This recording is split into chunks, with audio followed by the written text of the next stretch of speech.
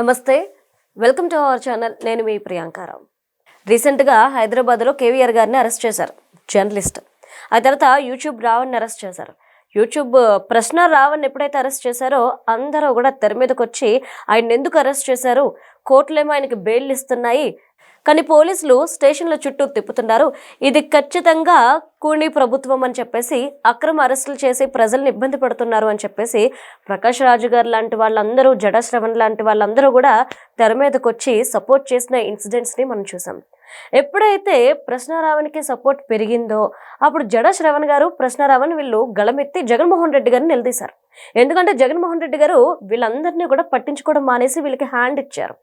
అప్పుడు జడా శ్రవణ్ గారు చాలా గట్టిగా నిలదీశారు. మీకోసం మేము ఫైట్ చేస్తుంటే, మీకోసం మేము గళవిప్పుతుంటుంటే, మా మీద కేసులు పెట్టి అరెస్టులు చేస్తుంటుంటే మీరెందుకు నోరు మెదపరు జగన్మోహన్ రెడ్డి గారు అంటూ ఆయన ఎప్పుడైతే ప్రశ్నించి రివర్స్ అయ్యారో జగన్మోహన్ రెడ్డి గారికి, వెంటనే జగన్మోహన్ రెడ్డి గారు దిగొచ్చి ట్విట్టర్లో ఒక పోస్ట్ పెట్టారు. ఏమని? ఎవరైతే కేవీఆర్ గారు ఉన్నారో ఆయన YouTube influencer and Osmania university gold medalist అయిన కేవీఆర్ గారిని అరెస్ట్ చేయడం దారుణం. అలానే ప్రశ్నలతో ప్రభుత్వాన్ని ప్రశ్నిస్తున్న ప్రశ్నారావణ్ని కూడా అరెస్ట్ చేసి దేశద్రోహం కేసు పెట్టడం అనేది ఇది అన్యాయం అంటూ ఆయన రాసుకొచ్చారు. మరి జగన్మోహన్ రెడ్డి గారు జడా శ్రవణ్ గారికి అలానే ప్రశ్నారావణ్ దెబ్బకి దిగొచ్చారు అనుకోవచ్చా? దీని మీద డిస్కస్ చేద్దాం. మనతో పాటు ప్రముఖ పొలిటికల్ అనలిస్ట్ డివి శ్రీనివాస్ గారు ఉన్నారు, ఆయనతో మాట్లాడదాం. నమస్కారం సార్. నమస్తే. అంటే ఎవరి కోసం అయితే ఫైట్ చేస్తారో వాళ్ళ గురించి మాత్రం జగన్మోహన్ రెడ్డి గారు అసలు బయటకు రారు, మిగిలిన వాళ్ళందరినీ పరామర్శించడానికి వెళ్తారు అని ఎప్పుడైతే జడా శ్రవణ్ గారు, ప్రశ్నారావణ్ తిరగబడ్డారో వెంటనే జగన్మోహన్ రెడ్డి గారు దిగొచ్చారు. అంటే చివరాఖరికి ఎవరొకరికి దిగిరాక తప్పదంటారా? అంటే జడా శాసిస్తాడు, జగన్ పాటిస్తాడా? అదే.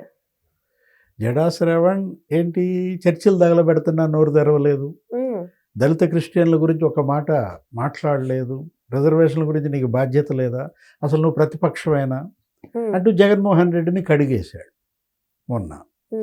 వెంటనే ఇవాళ ట్వీట్ పెట్టాడు. అంటే రావణ్కి మద్దతుగా లేకపోతే కేవీఆర్కి మద్దతుగా ప్రశ్నించే గొంతును నొక్కేస్తున్నారు, ఇది రౌడీ పోలీస్ రాజ్యం ఏదో పెట్టాడు, జంగిల్ రాజ్ అనో ఏదో పెట్టినట్టున్నాడు. అంటే ప్రశ్నకి జవాబు దొరికిందా? ఇప్పుడు అతని ప్రశ్న ఎవరు? రావణ్. వాళ్ళ జవాబు ఎలా ఉంది?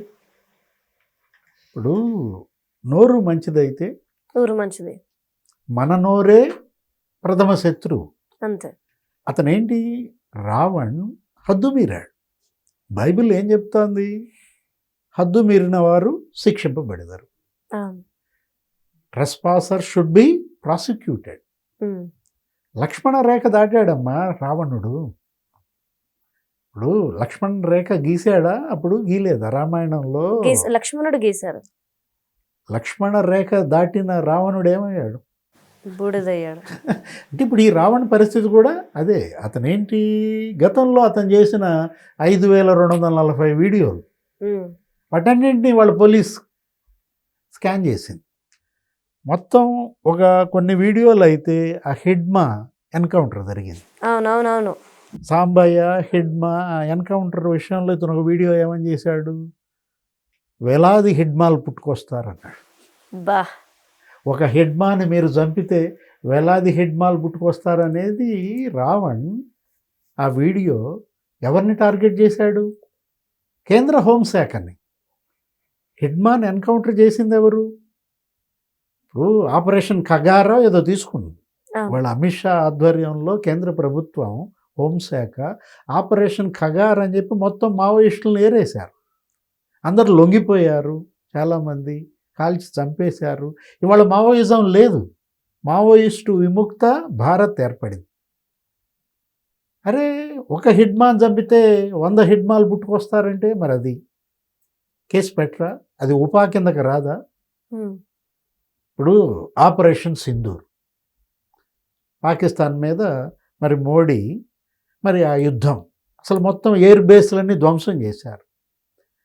పాకిస్తాన్ శరణు వేడింది, అమెరికా వచ్చేదో మధ్యవర్తిత్వం చేసింది. ఆపరేషన్ సింధూర్ అసలు దేశం మొత్తం కాదు ప్రపంచం మొత్తం ఇండియన్ ఆర్మీ బలం ఏంటో చెప్పింది, ఎయిర్ ఫోర్స్ బలం ఏంటో చెప్పింది. భారతదేశంతో పెట్టుకుంటే ఎలా ఉంటుందో పాకిస్తాన్కి కలిగిన నష్టం. ఆ రోజు ఏంటి మరి చంపేశారు అక్కడ కాశ్మీర్ లోయలో చంపేసి వాడు ఏం చేశాడు, మోడీకి చెప్పుకో అన్నాడు. అవును ఆ మహిళను ఉద్దేశించి మోడీకి చెప్పుకో అంటే మరి ఆ వీడియో మనం చూసాం. అవును ఆపరేషన్ సింధూర్ను ఉద్దేశించి ఇతను వీడియో చేశాడు ఈ రావణ్. అంటే ఏంటి, మావోయిస్టులు కాదు అటు పాకిస్తాన్కి మద్దతుగా వీడియోలు చేసినాడు మీద కేసులు పెట్టారా? పెట్టారా? దేశద్రోహం ఎందుకు పెట్టారు సార్?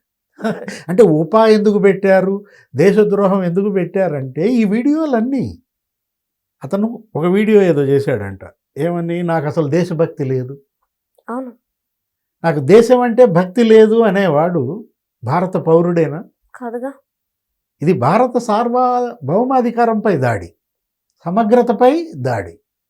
విచ్ఛిన్న శక్తులు అనాలా, అరాచక శక్తి అనాలా ఇతన్ని? ఇది ప్రశ్న. చూసావా జవాబు ఎలా ఉందో? అంటే ఇవాళ జైలుకి వెళ్ళిన పరిస్థితి. ఆమె కూడా ఏదో వీడియో చేసింది, అతని భార్య, ఎవరు, రావణ్ భార్య. అసలు మా ఆయన పేరు రావణే, జోసెఫ్ కాదు. అంటే బచ్చలకూరి జోసెఫ్, తండ్రి డానియల్, ఫలానా ప్లాట్ నంబరు, ఫలానా హైదరాబాదు అని చెప్పి అడ్రస్సు ఇవాళ రిమాండ్ రిపోర్ట్లో ఎఫ్ఐఆర్లో ఉన్నాయి కదా.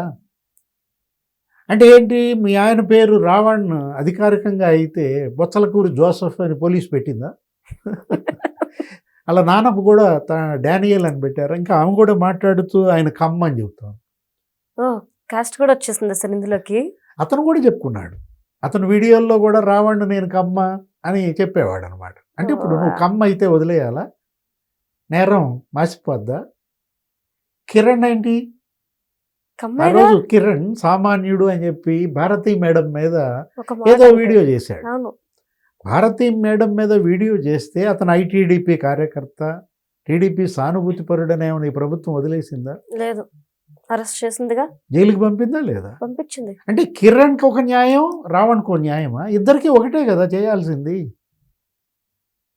కాకపోతే రావణ్కి ఏమి డస్ట్బిన్ కవర్ వేసినట్లేరు. అంటే ఇది మంచి ప్రభుత్వమా? మరి కిరణ్కి ఎందుకు వేశారమ్మా? ఆ రోజు కిరణ్ చేసిన తప్పే ఇప్పుడు ఈ రావణ్ చేసినప్పుడు కిరణ్ ఇంకా దేశాన్ని ఏమనలా, అసలు అనలేదు సార్. కిరణ్ ఏమి దేశద్రోహం మాటలు మాట్లాడలేదు, వీడియోలు చేయలేదు, ఆపరేషన్ సింధూర్నేమి అతను విమర్శించలేదు, పాకిస్తాన్కి మద్దతుగా ఏం చెప్పలేదు, నాకు దేశభక్తి లేదని చెప్పలేదు. అతనికి ఏం చేశారు, డస్ట్బిన్ కవరు ప్రొడ్యూస్ చేయటం. అంటే మనిషి కాదా, మానవీయత లేదా? రావణ్కి మాత్రం బ్రహ్మాండంగా అతను ఇప్పుడు జైలుకు కూడా వెళ్తూ ఇట్లా అంటున్నాడు. మరి కాస్ట్ పేరు చెప్పినప్పుడు మరి ఈయనకు కూడా వేయాలి కదా సార్ కవర్. కాస్ట్ మరి ఆ కాస్ట్ వ్యక్తికి వేసినప్పుడు ఈ కాస్ట్ ఏంటి సేమ్? ఇప్పుడు ఒకటి ఇవాళ కమ్మనో లేకపోతే కాపనో ఏదో కులం పేరు చెప్పి రేప్ చేసినాళ్ళు, కిడ్నాపులు చేసినాళ్ళు, మర్డర్లు చేసినాళ్ళు ఈ నేరాలు తప్పించుకోవాలంటే వాళ్ళకి మద్దతుగా జగన్మోహన్ రెడ్డి రావణ్పై దేశద్రోహం పెడతారా? అంటే జగన్మోహన్ రెడ్డి గారి ఆలోచన విధానం ఏంటి సార్? అంటే ఎవరికి సపోర్ట్ చేయాలి అనుకుంటున్నారు? అంటే పాకిస్తాన్కి సపోర్ట్ చేస్తూ జగన్మోహన్ రెడ్డి వీడియో చేయమను, పెడతారా లేదా ఆయన మీద కూడా? ఎందుకు పెట్టారు సార్? అంటే జగన్మోహన్ రెడ్డి వైసీపీ అధ్యక్షుడు లేకపోతే మాజీ ముఖ్యమంత్రి అని నువ్వు పాకిస్తాన్కి మద్దతుగా వీడియో చేస్తే వదిలేస్తారా? సేమ్ రావణ్ చేసిన వీడియోలే శ్రావణ్ కనుక చేస్తే శ్రావణ్ మీద కేసులు పెట్టరా? ఎడా శ్రావణ్ ఏంటి పాకిస్తాన్కి మద్దతుగా ఆపరేషన్ సింధూర్ని తిడుతూ హిడ్మాకి మద్దతుగా జగన్ కూడా పెట్టచ్చుగా. జగన్మోహన్ రెడ్డి ఒక హిడ్మాని చంపితే 100 హిడ్మాలు పుట్టుకొస్తారు అన్నాడు అనుకో, జైలుకి పంపరా? అంటే ప్రకాష్ రాజ్ ఇవాళ ఏంటి ప్రశ్నిస్తే గొంతు నొక్కుతారా అంటే ఏది మీ ప్రశ్న? ఎవరిని ప్రశ్నిస్తున్నారు? దేశ సార్వభౌమాధికారాన్ని ప్రశ్నిస్తారా? రాజ్యాంగాన్ని ప్రశ్నిస్తారా? ఆ హక్కు మీకు రాజ్యాంగం ఇచ్చిందా? మన ప్రశ్నలు ఎలా ఉండాలి, సమాజానికి ఉపయోగకరంగా ఉండాలి. నువ్వు వేసే ప్రశ్న ప్రజలకి ఉపయోగకరంగా ఉండాలి. మావోయిస్టులకు ఉపయోగకరంగానా నువ్వు వేసే ప్రశ్న? పాకిస్తాన్కి ఉపయోగకరంగానా? అంటే వీళ్ళు ఇవాళ నిజమైన దేశ ద్రోహులు. కాబట్టే పెట్టారు. ఉపా చట్టం పెట్టారు, దేశద్రోహ చట్టం, రాజద్రోహ చట్టాలు పెట్టారంటే, జైలుకి పంపారంటే ఇది కారణం. ఎందుకు ఇవాళ అతనికి రిమాండ్ మ్యాజిస్ట్రేట్ ఇచ్చిందమ్మా? ఆ వీడియోలు చూసే కదా, మొత్తం వీడియోలు స్కాన్ చేస్తే అతనికి మద్దతుగా జగన్మోహన్ రెడ్డి వచ్చి అతను ఎవరన్నా గోల్డ్ మెడలిస్ట్ అంటాడు. కేవీఆర్ ఇప్పుడు గోల్డ్ మెడలిస్ట్ అయితే ఇలా గోల్డ్ మెడలిస్ట్ మాట్లాడాలని అయితే లేదుగా. ఏంటి నువ్వు? ఇప్పుడు అసలు ఏ విధమైనటువంటి వ్యాఖ్యలు చేశాడు అతను మాత్రం? అంటే ఇప్పుడు ఇప్పటికీ అరెస్ట్ అయ్యి వీళ్ళు జైల్లో ఉన్నారు కదా, కనీసం సానుభూతి ఎందుకు రావట్లేదు? ప్రజల్లో సానుభూతి రావటం లేదంటేనే అర్థమైపోవటం లేదా వీళ్ళు ఎటువంటి ద్రోహులు? మరా అదే అంటోంది, బైబిల్ చెప్పిందే ఇవాళ ఈ ప్రభుత్వం చేసింది. హద్దు మీరారు, శిక్షింపబడ్డారు. Right. Thank you so much sir. నమస్తే.